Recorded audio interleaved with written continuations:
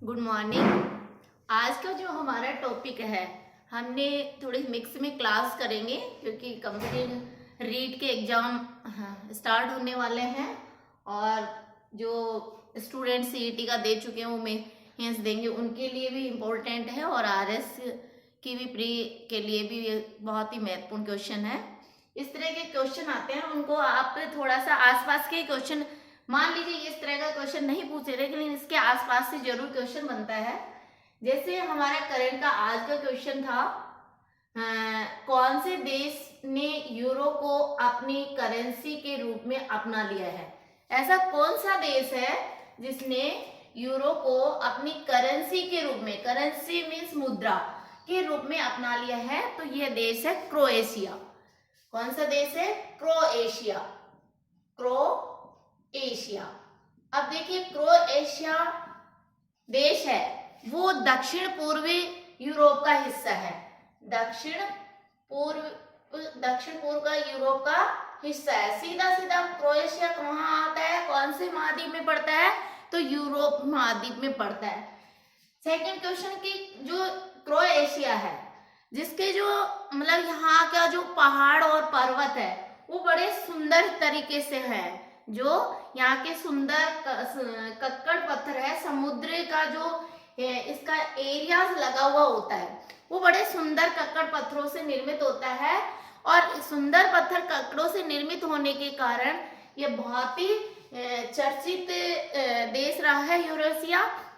और सीधा सीधा पूछ ले कि क्रोएशिया की राजधानी क्या है, तो क्रोएशिया की राजधानी है वो जगरेब है। क्रोएशिया की राजधानी भी पूछ सकते हैं तो जगरेब है, ये ध्यान रखना है। कई बार क्या होता है कि आपके रीजनिंग में भी कैपिटल से संबंधित या मुद्रा से संबंधित क्वेश्चन पूछ लिया जाता है। तो ये सुंदर कक्कड़ वाले समुद्र तटों के लिए प्रसिद्ध होता है और इसलिए इसको गोल्डन केप भी कहते हैं।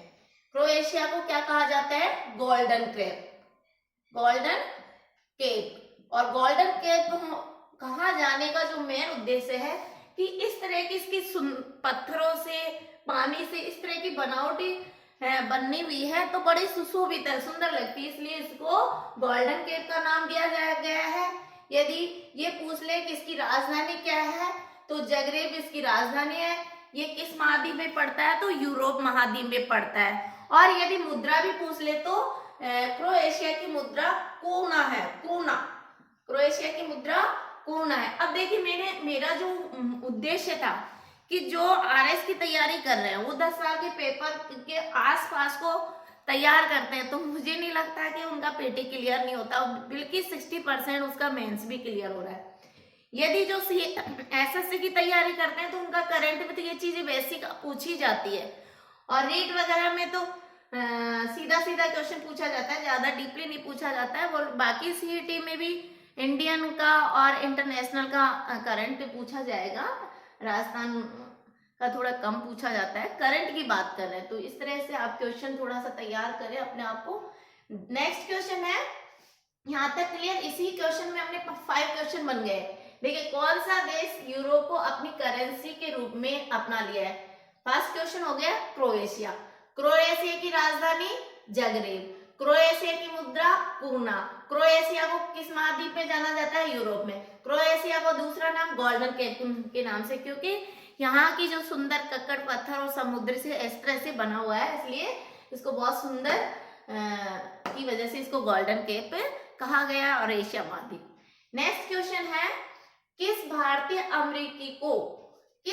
अमेरिकी को Martin Luther king grand parade special award से सम्मानित किया गया? देखिए, जो राजस्थान पत्रिका पढ़े या द हिंदू पढ़े, इनमें कुछ क्वेश्चन डेली के आप पढ़ते हो संपादकीय प्रश्न, तो लगभग 20 से 10% क्वेश्चन तो डेली आते हैं। वहां से डेली आप महीने में मान लीजिए 1 महीने में आप तैयार करते हैं तो पूरी पीढ़ी तैयार हो जाती है।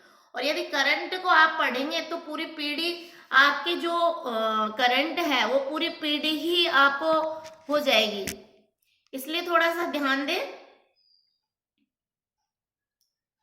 आप इसको थोड़ा सा कैमरे को सही करें प्लीज। हाँ, तो आप पता है कि स्टूडेंट को सभी को नहीं दिखाई दे रहा होगा। और हमारा जो क्वेश्चन है, इस तरह के क्वेश्चन आते हैं आपके जो करंट में पूछे, मतलब अपडेट रहिए। करंट में हमेशा क्या चीज होती है, अपने आप को अपडेट रखना पड़ता है। और पूरी पीढ़ी कहीं से भी, अभी सीईटी का हमने कोर्स करवाया था तो पीढ़ी से बाहर नहीं गया, और जो हम पेपर से कर रहे हैं वो पूरा पीढ़ी बन के आता है। भाई ऐसा तो है नहीं कोई मैगजीन तैयार करता है तो वो अपने मन से तैयार करता है, तो ये ऐसा तो कहीं भी नहीं है। जो मैगजीन अपडेट, जो आज घटना घटी है, वो करंट है, वो हिस्ट्री बन गई है, चर्चित बन गई, वो क्वेश्चन। जैसे कोई व्यक्ति चर्चित है, या कोई बुक चर्चित है, या कोई इवेंट्स है, कोई घटना ऐसी है, या कोई नया सोर्स हुआ है, वही तो करंट बन के आता है। तो सब लोग जितने भी मैगजीन लिखते हैं वो पेपर से, द हिंदू है, राजस्थान पत्रिका है, मैं भास्कर को थोड़ा सा वो नहीं करती, बाकी प्रिपरेशन के हिसाब से राजस्थान पत्रिका, द हिंदू है, और भी आईआर है, और कुरुक्षेत्र है, योजना है, इनमें से थोड़े से क्वेश्चन अपडेट हो जाते हैं। तो बेस्ट तो मेरे, जहाँ तक मेरा एक्सपीरियंस है, जितना वो द हिंदू इंग्लिश का और हिंदू का हिंदी में भी आने लग गया है, और न्यूज देखा है। बाकी राजस्थान पत्रिका अच्छा है, भास्कर से भी ले सकते हैं, लेकिन राजस्थान पत्रिका में जो जीके से संबंधित बहुत अच्छे क्वेश्चन दिए होते हैं। अब नेक्स्ट हमारा भारत ने यहाँ से अपना सेकंड क्वेश्चन चल रहा था, Martin Luther king great parade special award से किसे सम्मानित है। अब देखिए, जहां जहां भी लेटेस्ट अवार्ड से रिलेटेड क्वेश्चन आए आप लिख लीजिए, क्योंकि वो 100% क्वेश्चन पूछा जाता है, वो रुकता नहीं है, वो क्वेश्चन 100% आपका बनता है। तो इसको है कृष्णा वविलाला, इसी को कृष्णा वविलाला को ही ग्रीन के परेड स्पेशल अवार्ड से सम्मानित किया गया है। ठीक है, तो किस भारतीय अमेरिकी को Martin Luther king great parade special award से सम्मानित। अवार्ड का जो भी आए तो अवार्ड को आपको अपनी कॉपी में, अपने नोट्स बनाते हैं वहां हमेशा एक छोटी कॉपी समरी के रूप में बनाया, उनको लिखे, क्योंकि यहाँ से करंट अपडेट पूछा ही जाता है। नेक्स्ट क्वेश्चन है, भारत ने मगदेछु हाइड्रो पावर प्रोजेक्ट भूटान को हैंड ओवर कर दिया, और ये कितने मेगावाट का प्रोजेक्ट है। देखिए, आजकल जो नए नए प्रोजेक्ट बन रहे हैं, चाहे वो हाइड्रो पावर को हो, सौर ऊर्जा को हो, या जल से रिलेटेड हो, या परियोजना, वो क्वेश्चन हमेशा पुटअप होता है। तो ये कितना मेगावाट का, 720 मेगावाट का। ठीक है, भूटान की राजधानी थिम्पू है, क्वेश्चन आपको भूटान की राजधानी थिम्पू है। क्वेश्चन कहाँ से बन रहा है ये आपको ध्यान रखना चाहिए, और वहां आसपास को भी आपको करंट लेके चलना है। नेक्स्ट क्वेश्चन है, विश्व बैंक की वैश्विक आर्थिक संभावना रिपोर्ट के अनुसार 2023-24 में भारत की अपेक्षित आर्थिक वृद्धि दर कितनी रही। भारत की अपेक्षित आर्थिक वृद्धि दर तो 6.6% रही है। ये भी इकोनॉमिक्स का क्वेश्चन है तो आता है, आ ही जाता है। अब यहाँ देखिए, वर्ल्ड बैंक की बात कर दी है, तो हम बात करें वर्ल्ड बैंक को, ये वेरी इंपॉर्टेंट है। वर्ल्ड बैंक सीधा सीधा क्वेश्चन पूछा जाता है, कब स्थापना हुई, तो इसकी स्थापना जुलाई 1944 में हुई। अलग से क्वेश्चन तो कहीं से नहीं आता है, वहीं से पुटअप होता है। वर्ल्ड बैंक की स्थापना कहाँ हुई, वाशिंगटन डीसी में, डीसी। वर्ल्ड बैंक की स्थापना कब हुई, जुलाई 1944, 1944 में। और इसके जो वर्तमान में अध्यक्ष है, वर्तमान में अध्यक्ष की बात करें तो ये भी क्वेश्चन पूछा जा सकता, मलपास है ना। ये आपको याद रखना है कि इसका जो अध्यक्ष है, वर्ल्ड बैंक का अध्यक्ष है, और इसका नाम IBRD के नाम से भी जाना जाता है, मलपास। ठीक है, ये पूरा नाम आप याद रखें, मलपास, डेविड मलपास। मलपास ही याद, लास्ट में कई और नाम हो जाते हैं, लेकिन ये जो पीछे का सरनेम है वो दूसरा नहीं हो सकता है, तो ये आपको ध्यान रखना है। एक तो ये क्वेश्चन भी पूछ लिया जाता है। और फिर अपन बात करें कि इस तरह के क्वेश्चन के साथ हम इसका जो वो दिया गया था, पहले इसको IBRD दूसरा IBRD, ठीक है, ये भी ध्यान रखें। तो सीधा सीधा क्वेश्चन बन रहा है, विश्व बैंक की वैश्विक आर्थिक संभावना रिपोर्ट के अनुसार 2023-24 में भारत की अपेक्षित आर्थिक वृद्धि कितनी रही? 6.6%। अब यहाँ से हमने क्वेश्चन बनाया आपको, वर्ल्ड बैंक की स्थापना कब हुई? जुलाई 1944 में। इसके अध्यक्ष डेविड मलपास, और इसके बाद जो राजधानी है, कैपिटल है, वो वाशिंगटन DC है। नेक्स्ट क्वेश्चन है हमारा, संसद के लिए राष्ट्रपति का अभिभाषण कौन तैयार करता है? देखिए ये भी क्वेश्चन तो बहुत इजी है समझना। देखो हमने आपको करवाया था संसद के राष्ट्रपति का अभिभाषण 87 आर्टिकल फर्स्ट में, ये संसद में जो राष्ट्रपति का अभिभाषण वो तैयार का उल्लेख किया गया है। दूसरा यहाँ से क्वेश्चन बन सकता है को किसके द्वारा? केंद्रीय मंत्रिमंडल के द्वारा, मंत्रिमंडल के द्वारा इसका अभिभाषण तैयार किया जाता है। तीसरा यहाँ से पूछ ले कि संसद, मैंने नेम दिया था सरला, संसद से, देखिए से आप जानते हो संसद, संसद का उल्लेख कौन से किया? आर्टिकल 79 में, ठीक है। वैसे हम राज्यसभा का उल्लेख कौन से आर्टिकल में किया गया है? 80 में।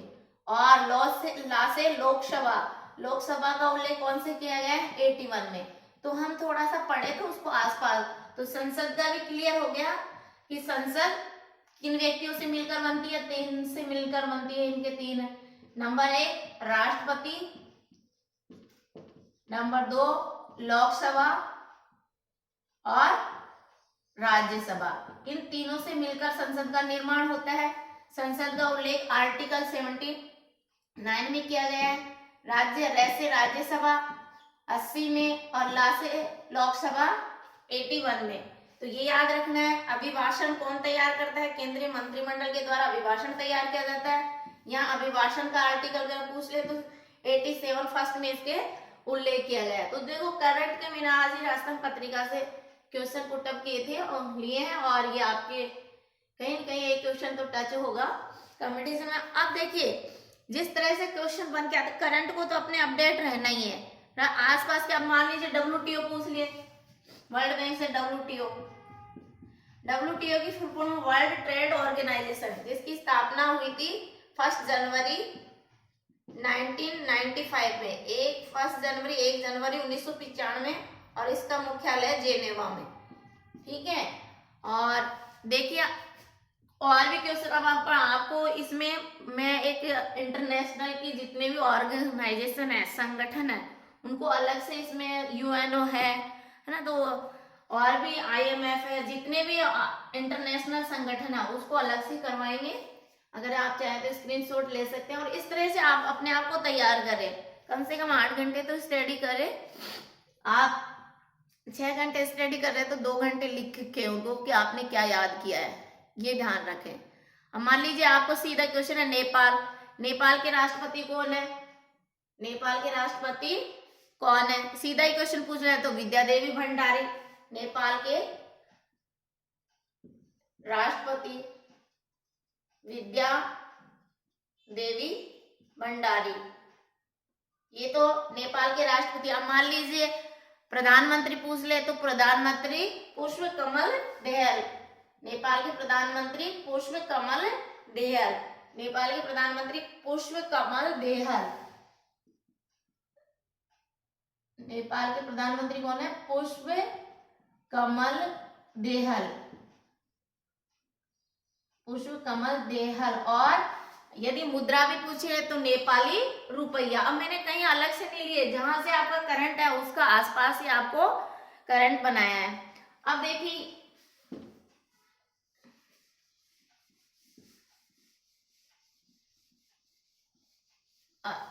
अपनी स्टडी को फोकस रखते हुए 6 घंटे आप तैयारी करें, 2 घंटे लिखें, और 6 डे प्लान बनाए, 7 डे आप टेस्ट दे, तो मुझे बहुत ही अच्छी रणनीति के साथ आप अपने आप को तैयार कर पाएंगे। और जॉब बहुत बड़ी चीज नहीं है, तो गवर्नमेंट जॉब अगर इस तरह से तैयारी करते हैं तो आपका यही गवर्नमेंट जॉब लग जाएगी। अब अपना आज का जो टॉपिक है अपन राजस्थान में पढ़ लेते हैं। राजस्थान में एक छोटा सा टॉपिक है, राजस्थान में संभाग। ये भी यहाँ से भी एक क्वेश्चन आता है, कोई से भी कंपटीशन दे राजस्थान में, ये संभाग को अपन मैप से पढ़ते हैं।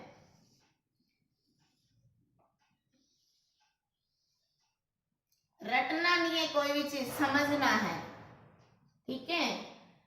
ये हमारा राजस्थान का उत्तरी हिस्सा है, ये दक्षिणी, और ये पश्चिमी, और ये पूर्वी, ठीक है। हम राजस्थान संभाग को पढ़ रहे हैं, तो राजस्थान संभाग कितने संभाग है? 7 संभाग है। अब बात करें हम संभाग को किस तरह से लर्न कर सकते हैं, तो सबसे पहले तो संभाग, राजस्थान में जो संभागीय व्यवस्था 1949 में शुरुआत की थी। 1949 में प्रधानमंत्री मुख्यमंत्री राजस्थान में 1949 में मुख्यमंत्री हीरा लाल शास्त्री के द्वारा संभागीय व्यवस्था शुरू की गई थी। और ये कब की गई? 1949 में, 1949 में। फिर देखिए उसके बाद में आप ध्यान रखिए, जब 1962 में, याद आया, इस तरह से भूल जाते हो तो 1962 में भारत और चीन के बीच में युद्ध हुआ था, ये आप ध्यान रख लीजिए। और मोहनलाल सुखाड़िया की सरकार थी, तो मोहनलाल सुखाड़िया के द्वारा, यानी मोहनलाल सुखाड़िया की सरकार के द्वारा संभागीय व्यवस्था को समाप्त कर दिया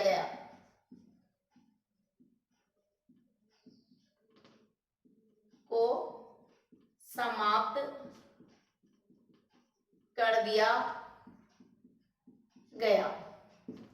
फिर देखिए, जब मोहनलाल सुखाड़िया के द्वारा संभागीय व्यवस्था को बंद कर दिया गया, तो हरदेव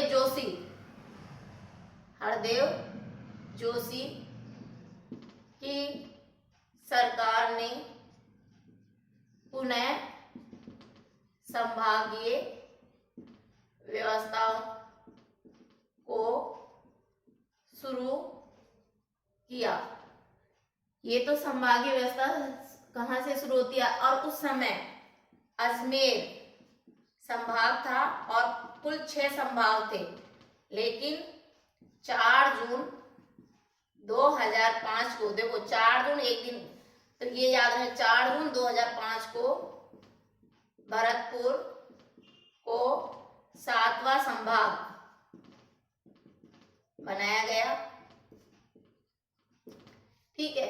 मेरा जो राजस्थान के TH हेगले ने राजस्थान का जो नक्शा है उसको पतंगाकार आकृति में दिया है, तो पतंगाकार, वो कला तो सही नहीं है, तो मैंने तो पतंगा आकार में मैप्स बना के आपको समझा देती हूँ, लेकिन बाकी आपको राजस्थान का नक्शा याद करना है। मुझे तो नहीं बनता, फिर आप कोशिश करें राजस्थान का मैप्स बनाने की।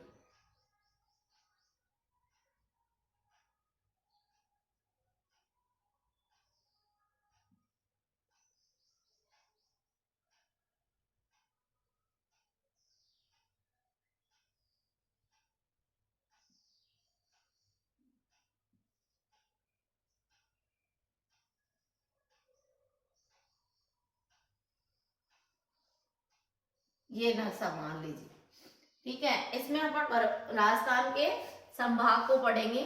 अब देखिए, सबसे पहले हम यहाँ देखिए तो ऊपरी गंगानगर और हनुमानगढ़, बीकानेर और चूरू, ये गंगानगर हो गया जिला, ये हनुमानगढ़ जिला हो गया, और ये बीकानेर और ये चूरू। तो हम सबसे पहले इसको ले लें फर्स्ट नंबर पे, बीकानेर संभाग, ताकि आप भूले नहीं। मैप से इसलिए समझा रही हूँ, और मैप से आपको लर्न हो गया तो आपके राजस्थान का जीके बहुत इजी हो जाएगा। ठीक है, अब बीकानेर संभाग एक ऐसा संभाग है जहां पर सबसे कम, यानी केवल घग्गर नदी को छोड़कर, घग्गर नदी को छोड़कर कोई नदी नहीं बहती है। यानी इन बीकानेर संभाग में घग्गर नदी को छोड़कर कोई नदी नहीं बहती है, क्योंकि बीकानेर और चूरू ऐसे जिले हैं, अभी सीटी में भी आया था कि ऐसे जिलों के नाम बताइए जिसमें कोई नदी नहीं बहती, तो बीकानेर और चूरू ऐसे जिले हैं जिसमें कोई नदी नहीं बहती। लेकिन हम यहाँ संभाग पढ़ रहे हैं, कॉन्सेप्ट यही क्लियर कर रही हूँ। बीकानेर संभाग में गंगानगर, हनुमानगढ़ और चूरू, ये बीकानेर, ये चारों जिले बीकानेर संभाग में आते हैं। बीकानेर सहित इसलिए घग्गर नदी यहाँ इस पेटे पे है, यहाँ से निकलती है, इसलिए बीकानेर चूरू में कोई डिस्ट्रिक्ट ऐसे जिसमें कोई जिले नहीं है। मैं संभाग की बात कर रही हूँ, तो बीकानेर संभाग में एकमात्र नदी है वो घग्गर नदी है। ठीक है, तो यहाँ से घग्गर नदी कालीबंगा हनुमानगढ़ जिले में, तो इस तरह से मैं आपको यहाँ से ही राजस्थान का थोड़ा इंपॉर्टेंट क्वेश्चन जो हर बार रिपीट होते हैं वही क्वेश्चन समझाने की कोशिश कर रही हूँ। अब देखिए उसके बाद में बीकानेर के जस्ट नीचे आपने देखा होगा ये जोधपुर हिस्सा है। अब हम सेकंड नंबर का जोधपुर संभाग को ही पढ़ लेते हैं। जोधपुर संभाग के जो जिले हैं उसको आप याद कर सकते हैं जे बसपा, ये ट्रिक्स है। यानी जे फॉर जोधपुर, इस जे फॉर जैसलमेर, जालोर, वैसे बाड़मेर, से सिरोही और पासे पाली। देखिए जोधपुर संभाग में जे बसपा, जोधपुर, जैसलमेर और जालोर, बाड़मेर, सिरोही और पाली, ये जोधपुर संभाग के जिले हैं। और संभाग इसलिए मिलाया कि आसपास के जो भी जिले टच करते हैं उनको ही संभाग के जिले के अंदर शामिल किया गया है। अब जोधपुर के बारे में पढ़े तो जोधपुर संभाग क्षेत्रफल की दृष्टि से सबसे बड़ा संभाग है। जोधपुर संभाग क्षेत्रफल की दृष्टि से सबसे बड़ा संभाग है।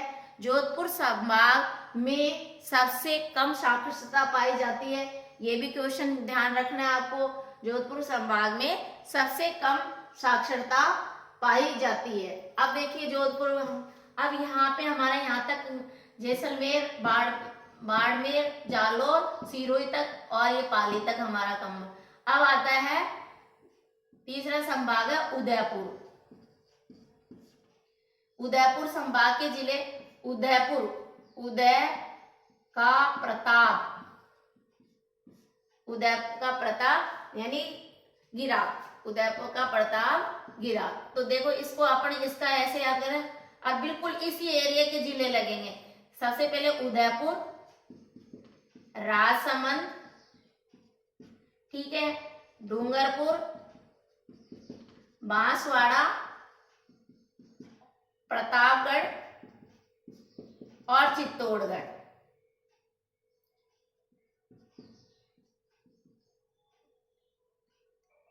देखो कितना इजी है, उदयपुर, राजसमंद, डूंगरपुर, बांसवाड़ा, प्रतापगढ़, चित्तौड़गढ़, ये उदयपुर संभाग में जिले आते हैं। उदयपुर संभाग में उदयपुर, राजसमंद, डूंगरपुर, बांसवाड़ा, प्रतापगढ़, चित्तौड़गढ़। उदय का प्रताप डूबा, उदय का प्रताप डूबा, इस तरह से याद कर सकते। उदय का प्रताप डूबा तो उदयपुर, राजसमंद, डूंगरपुर, बांसवाड़ा, प्रतापगढ़, चित्तौड़गढ़। उदय का प्रताप डूबा, ये ट्रिक्स है। ये जिले उदयपुर संभाग में कौन कौन से जिले हैं? उदयपुर, राजसमंद, डूंगरपुर, बांसवाड़ा, प्रतापगढ़ और चित्तौड़गढ़। ठीक है, अब देखिए यहां से क्वेश्चन बन रहा है संभाग से। उदयपुर संभाग में देख लेते हैं। उदयपुर संभाग में सबसे ज्यादा सर्वाधिक एसटी की जनसंख्या पाई जाती है, सबसे पहले। सेकंड के उदयपुर में सर्वाधिक झीलें पाई जाती है, झीलों वाला संभाग है। यहां से क्वेश्चन बना उदयपुर में सर्वाधिक वन वाला जिला है, सर्वाधिक एसटी की जनसंख्या कहाँ पाई जाती है? उदयपुर डिस्ट्रिक्ट में। सर्वाधिक झीलें कहाँ पाई जाती है? उदयपुर संभाग में। और सर्वाधिक वन वाला जिला भी उदयपुर है। ठीक है, हमारे 3 संभाग हो गए। नक्शे मैप से आपको करवा रही हूँ, और इस तरह से करेंगे तो आपका जीके धीरे धीरे आपका स्ट्रॉन्ग हो जाएगा। अब उदयपुर यहाँ तक हमने पढ़ लिया। अब ये हमारा आता है हाड़ौती क्षेत्र। हाड़ौती क्षेत्र का मतलब कोटा संभाग। कोटा संभाग। अब कोटा संभाग के देखो यहाँ पे से करें तो कोटा, बूंदी, इधर 12, कोटा, बूंदी और सॉरी ये नक्शे में देखिए, मैं यहाँ आपको थोड़ा सा नक्शा ढंग से नहीं बनाना आता। देखिए यहाँ तो है झालावाड़, ये है 12 डिस्ट्रिक्ट, फिर ये कोटा और यहाँ बूंदी। तो हमारा कोटा संभाग हो गया। कोटा संभाग को में हाड़ौती क्षेत्र, कोटा वाले क्षेत्र को हाड़ौती क्षेत्र के नाम से भी जानते हैं। कोटा क्षेत्र को हाड़ौती क्षेत्र से भी नाम जाते हैं। तो कोटा संभाग में 4 ही डिस्ट्रिक्ट, कोटा, बूंदी, झालावाड़, 12। कोटा, बूंदी, झालावाड़, 12। कोटा, बूंदी, झालावाड़, 12। इसको लर्न करना है। हाड़ौती क्षेत्र है। अब यहाँ से देख रहे कोटा संभाग। सबसे पहला ही क्वेश्चन है कि सर्वाधिक नदी वाला संभाग, सर्वाधिक नदी एवं वाला संभाग कोटा है। कम जनसंख्या वाला संभाग, संभाग कोटा ही है। ठीक है, इस सर्वाधिक नदियां कोटा संभाग में आती है और कम जनसंख्या वाला संभाग भी कोटा ही है। हमारे 4 संभाग हो गए, बीकानेर, जोधपुर, उदयपुर, कोटा। अब देखिए यहाँ पे आपने देखा है अजमेर। अजमेर को अभी ना टोक, ये ट्रिक्स है। अजमेर संभाग अभी ना टोक। ए फॉर अजमेर, भी फॉर भीलवाड़ा, ना फॉर नागौर और ये टोंक, ये अजमेर संभाग में आते हैं। अजमेर, भीलवाड़ा, नागौर, टोंक, ये अजमेर संभाग में है। ठीक है, अजमेर संभाग के हैं। और फिर हमारा ये 5th नंबर का हो गया अजमेर संभाग। अब उसके बाद में हम पढ़े जयपुर। जयपुर संभाग, जयपुर घोड़े की नाल जैसा जयपुर। अब देखिए, और जयपुर का शुभंकर है चीतल। जयपुर का शुभंकर क्या है? चीतल, चील गाड़ी से चील है ना, तो इस तरह से याद कर सकते हो, चील गाड़ी से है ना। तो इस तरह से अब देखिए जयपुर संभाग में कौन कौन से डिस्ट्रिक्ट आते हैं? ये अलवर है, ठीक है, ये झुंझुनू है, इधर यहाँ पे अलवर है और ये झुंझुनू है। ठीक है, चूरू के जस्ट नीचे झुंझुनू आता है, उसके बाद में अलवर। तो 2 जिले तो अलवर और झुंझुनू ये हो गए। आपने देखा होगा यहाँ सीकर है, सीकर है। तो हमारा जो जयपुर संभाग में झुंझुनू, अलवर और इधर से दौसा और सीकर। ठीक है, तो ये हमारे किस में आ गए? जयपुर संभाग में।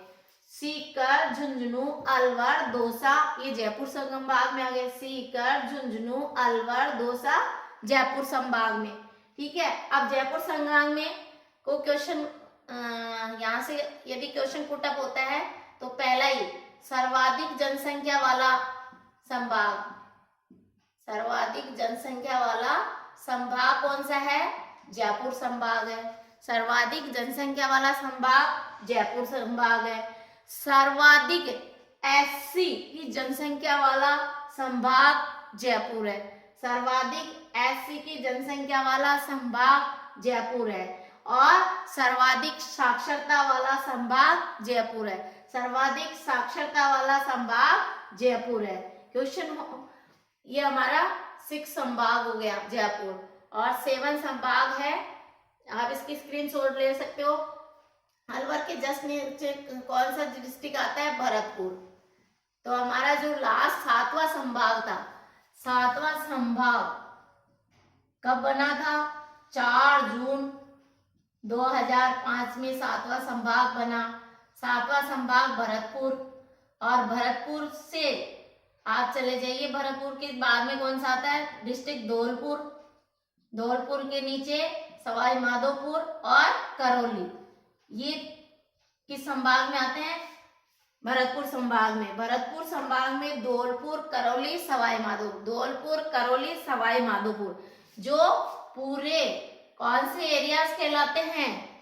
धौलपुर क्रिमिनल एरियाज कहलाते हैं। यानी कि ये यहाँ पर थोड़ा सा बहुत ही इंडिया है। और सबसे महत्वपूर्ण क्वेश्चन आता है कि क्षेत्रफल की दृष्टि से, क्षेत्रफल की दृष्टि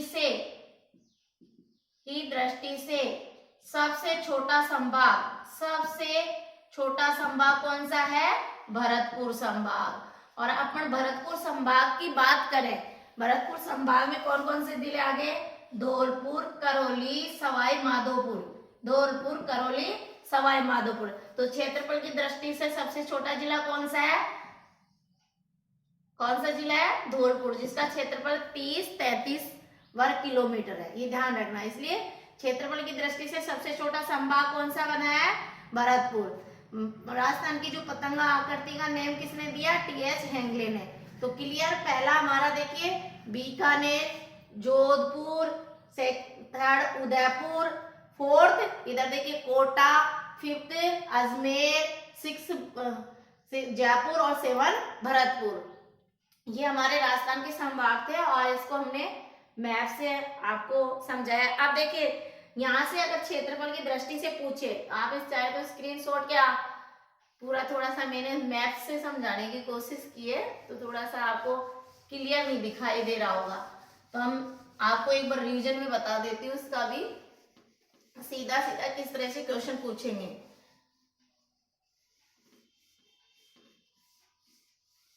देखिए राजस्थान में जो संभागीय व्यवस्था है 1949 से शुरू होती है और हीरालाल शास्त्री उस समय मुख्यमंत्री होते हैं, तो उनकी सरकार के समय शुरू होता है। और मोहनलाल सुखाड़िया, जब भारत पाकिस्तान के युद्ध, ऐसे डेटा याद नहीं रहे, तो 1962 में भारत और चीन के बीच में युद्ध हुआ था और उस समय हमारे राजस्थान के मुख्यमंत्री मोहनलाल सुखाड़िया थे और सबसे लंबे समय तक मुख्यमंत्री रहे हैं। तो उनके समय पर संभागीय व्यवस्था को समाप्त कर दिया जाता है, लेकिन जैसे ही हरदेव जोशी की सरकार आती है तो पुनः संभागीय व्यवस्था को शुरू कर दिया जाता है। और राजस्थान में 7 संभाग हैं, आपको नक्शे से करवाए हैं। और यहाँ जो 7वां संभाग है वो 4 जून 2005 को भरतपुर संभाग बना।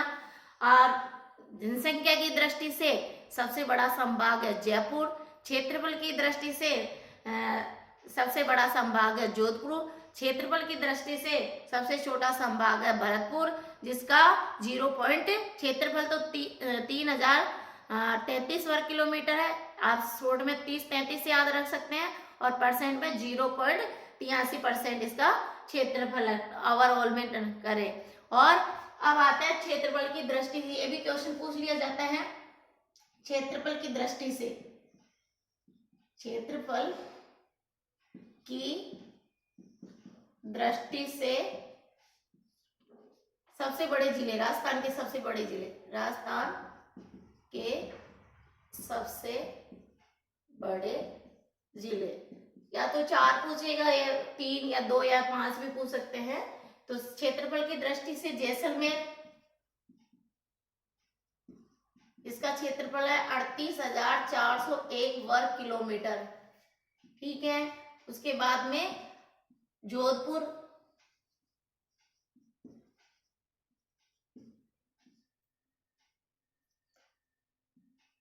बीकानेर, क्षेत्रफल की दृष्टि से सबसे बड़े जोधपुर, बीकानेर, और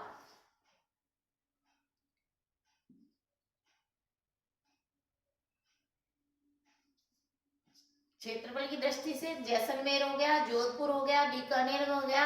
अब क्षेत्रफल की दृष्टि से सबसे छोटे जिले, सबसे छोटे जिले, तो फर्स्ट नंबर पे आपका धौलपुर डिस्ट्रिक्ट वर्ग किलोमीटर। दूसरा स्थान है दौसा का वर्ग किलोमीटर। तीसरा है डूंगरपुर, ये ध्यान रखना है, डूंगरपुर। और फोर्थ नंबर पे प्रतापगढ़। ये क्षेत्रफल की दृष्टि से पूछे जा सकते हैं आप। और इस प्रकार से आपके जो राजस्थान का है संभाग आज हमने किए हैं, और क्षेत्रफल की दृष्टि से सबसे बड़े जिले और छोटे जिले। यदि आप भारत में पूछे तो क्षेत्रफल की दृष्टि से सबसे बड़ा राज्य कौन सा है, भारत में पूछे तो भारत में क्षेत्रफल की दृष्टि से, भारत में क्षेत्रफल की दृष्टि से सबसे बड़ा राज्य है राजस्थान। ठीक है, राजस्थान, ये ध्यान रखना है। क्यों? क्योंकि पहले मध्य प्रदेश था, लेकिन मध्य प्रदेश से छत्तीसगढ़ अलग हो गया है, और अलग हो जाने के बाद में राजस्थान फर्स्ट नंबर पे आ गया है। और यदि जनसंख्या की दृष्टि से पूछे तो जनसंख्या की दृष्टि से सबसे बड़ा राज्य है उत्तर प्रदेश, ये ध्यान रखना है। राजस्थान का क्षेत्रफल पूछ ले आपसे, राजस्थान का क्षेत्रफल तो 3,42,239 वर्ग किलोमीटर है, ये ध्यान रखना है। 3,42,239 वर्ग किलोमीटर है। और यदि पूछ ले आपका, यहां से भी क्वेश्चन पुट हो, राज्य वृक्ष, राज्य वृक्ष खेजड़ी 31 अक्टूबर 1983 को इसको राज्य वृक्ष प्रोसेस, वैज्ञानिक प्रोसेसिव सेनेरिया, इसका वैज्ञानिक नाम है। 31 अक्टूबर 1983 को इसको राज्य वृक्ष घोषित किया गया था। यदि यह आपसे पूछ ले कि खेजड़ी को जाटी, राजस्थान का कल्प वृक्ष भी कहा जाता है। यदि राज्य का पुष्प पूछ ले तो राज्य का पुष्प रोहिड़ा। यदि राज्य का पशु पूछ ले तो घोड़ा, पशु में ऊंट आ जाएगा विरासत के रूप में। और राज्य का पक्षी पूछ ले तो राज्य वृक्ष, पशु वृक्ष में घोड़ावण, ये विरासत के रूप में है, ये ध्यान रखना। और यदि आपसे पूछ ले कि राज्य, राजस्थान का राज्य खेल है तो बास्केटबॉल, बास्केटबॉल। देखो ये बेसिक क्वेश्चन है, ये तो आपको लर्न करने ही पड़ेगी। बताओ यदि आप राजस्थान के जीके में बेसिक चीज लर्न नहीं करेंगे तो फिर क्या करेंगे बताओ। राजस्थान में तो जी बेसिक चीज है, मान लीजिए मानसी वाकल फुलवारी की नाल, मानसी वाकल फुलवारी की नाल अभ्यारण्य कहाँ पर है, तो उदयपुर में। मानसी आते वाकल की नाल, ये कहाँ पर है, उदयपुर डिस्ट्रिक्ट में। तो आप इसका भी स्क्रीनशॉट ले सकते हैं। अब देखिए, जहां अपन को एक तो क्षेत्रफल की दृष्टि से तो आपको याद करना ही करना है। जब तक क्षेत्रफल की दृष्टि से 5 जिले और 5 आपको जिले याद नहीं होते हैं, क्षेत्रफल की दृष्टि से सबसे बड़े और सबसे छोटे जिले तो याद करने ही है आपको क्षेत्रफल की दृष्टि। और मतलब क्वेश्चन तो इस तरह से भी पूछा जा सकता है क्षेत्रफल की दृष्टि के अलावा। क्षेत्रफल खेजड़ी, यस, राज्य वर्ष खेजड़ी है। इसका वनस्पतिक नाम प्रोसेसिपिस सेनेरिया, प्रोसेपिस सेनेरिया, सेनेरिया इसका वैज्ञानिक नाम पूछ लिया जाता है। प्रोसेपिस सेनेरिया, प्रोसेसिप सेनेरिया, इसको राजस्थान का गौरव, राजस्थान का जाटी, भारतीय मरुस्थल का सुनहरा वृक्ष, रेगिस्तान का कल्प वृक्ष भी कहा जाता है। और सिंधी भाषा में तो छोकड़ी, सिंधी भाषा में इसको क्या कहा जाता है, छोकड़ी कहा जाता है। और बंगाली भाषा में इसको क्या कहते हैं, खेजड़ी के वृक्ष को साई गाछ, बंगाली भाषा में क्या कहते हैं, साई गाछ, और कन्नड़ भाषा में बन्ना बन्नी। और राजस्थान में आपको पता है ये कब मनाया जाता है, विजयदशमी जो दशहरा का त्योहार होता है। और यहाँ तक कि आरएस में तो ये पूछा गया था कब इसकी पूजा की जाती है, तो विजयदशमी को आश्विन शुक्ल महीना कौन सा होता है, विजयदशमी आश्वनी, आश्वनी का महीना होता है आश्वनी, और शुक्ल पक्ष को विजयदशमी को इसकी पूजा की जाती है, खेजड़ी की जो हमारा राज्य वृक्ष है। और राजस्थान में इसको सीमलो कहा जाता है, खेजड़ी के वृक्ष को राजस्थान में क्या कहा जाता है, सीमलो कहा जाता है। और ऐतिहासिक नाम तो समी वृक्ष कहा जाता है। और इसकी जो फली है उसको सांगरी बोलते हैं, ग्रीष्म ऋतु में इस वृक्ष के फली आती है उसको सांगरी कहते हैं। और जैसे ये फलियां सूख जाती है तो इसको खोका बोला जाता है। और पत्ती, इनकी जो पत्तियां होती है उसको लूम कहा जाता है। तो और मीजर, जो खेजड़ी के वृक्ष के जो पुष्प आते हैं, पुष्प होता है उसको मीजर कहते हैं। ये भी क्वेश्चन पूछा जा सकता है, मीजर कैसे कहा जाता है, तो खेजड़ी के पुष्प को मीजर कहा जाता है। और इसमें सेलेस्टेना ग्लाइकोट्रोमा, सेलेस्टेना ग्लाइकोट्रोमा एक इसमें कीड़ा होता है वृक्ष में, वो कीड़ा इसको नुकसान पहुंचा जाता है, उसका नाम है सेलेस्टेना जैसे ग्लाइकोमा आंखों में होता है तो इसमें सेलेस्टेना ग्लाइकोट्रोमा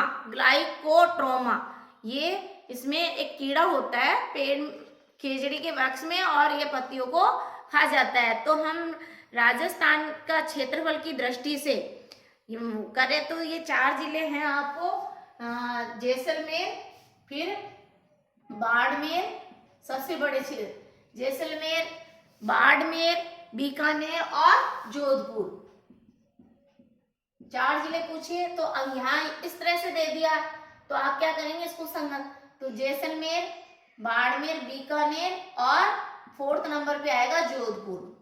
जैसलमेर, बीकानेर, बाड़मेर और जोधपुर, जैसलमेर, बीकानेर, बाड़मेर और जोधपुर क्षेत्रफल की दृष्टि से सबसे बड़े जिले हैं। अब यहाँ से परसेंट में भी पूछ सकते हैं आपको,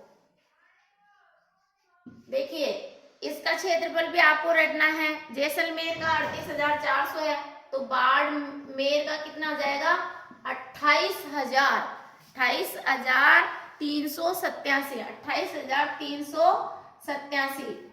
भाई ऑप्शन में चलेंगे, मैंने पहले ऑप्शन के हिसाब से दिया, सीक्वेंस में दिया हो। एक तो पूछा जाता है आरोही क्रम में और एक होता है अवरोही क्रम। अवरोही का क्रम का मतलब होता है बड़ा से छोटा, तो बड़े से छोटे में पूछेंगे तो जैसलमेर, बाड़मेर और उसके बाद में बीकानेर और 4th नंबर पे जोधपुर और 5th नंबर पे नागौर। ये क्षेत्रफल की दृष्टि से सबसे बड़े जिले हैं। तो बीकानेर का 27,244 वर्ग किलोमीटर है और जोधपुर आप रट लेना, जोधपुर का कई बार पूछा है 22,850 में 22,850 वर्ग किलोमीटर है। और नागौर का क्या है 17,718 वर्ग किलोमीटर है।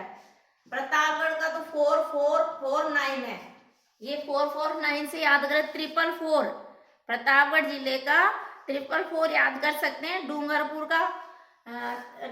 का है 3770 वर्ग किलोमीटर, 3770। तो यहाँ अपन क्षेत्रफल की दृष्टि से ये इस तरह से अवरोही क्रम होता है, ठीक है। तो ये पूछा जा सकता है। सबसे बड़ा जिला कौन हो गया जैसलमेर, 2nd नंबर पे बाड़मेर, 3rd पे बीकानेर और 4th पे जोधपुर और 5th पे नागौर, अवरोही क्रम में पूछेंगे तो। और सबसे छोटे जिले धौलपुर, दौसा, डूंगरपुर और प्रतापगढ़ को तो 444 से याद कर सकते हैं। प्रतापगढ़ क्षेत्रफल की दृष्टि से अगर इसमें परसेंट में पूछा जाए तो देखिए धौलपुर का है, धौलपुर से हमेशा पूछा जाता है 0. ये ध्यान रखिए 0.89 फिर हम बाड़मेर का यहाँ दौसा का करें 1.00, डूंगरपुर का 1.10 और इसका प्रतापगढ़ का 1.30, ये याद करना है। और इधर यदि पूछे तो ये भी आपको ध्यान रखना है कि जैसलमेर का 11.22 ये परसेंट, ये अपन को ध्यान रखना है। जोधपुर का, यहाँ बाड़मेर का 8.83 हो जाएगा। तो सबसे पहले ये जैसलमेर वाला और धौलपुर वाला, ये तो परसेंट का भी पूछा जाता है, इसलिए इसको ज्यादा लर्न या नहीं हो सके तो ये दोनों को तो आपको लर्न करना है। फिर भूगोल की शब्दावलियां पढ़ेंगे अपन, आपकी जो अगली क्लास होगी वो भूगोलिक शब्दावलियां करेंगे और जितने भी हम नदी परियोजना है उसको उसमें टॉपिक में पढ़ लेंगे। आज के लिए तो thank you so much. Like करें, सब्सक्राइब करें और शेयर करें। मैं doctor Sarla, thank you so much.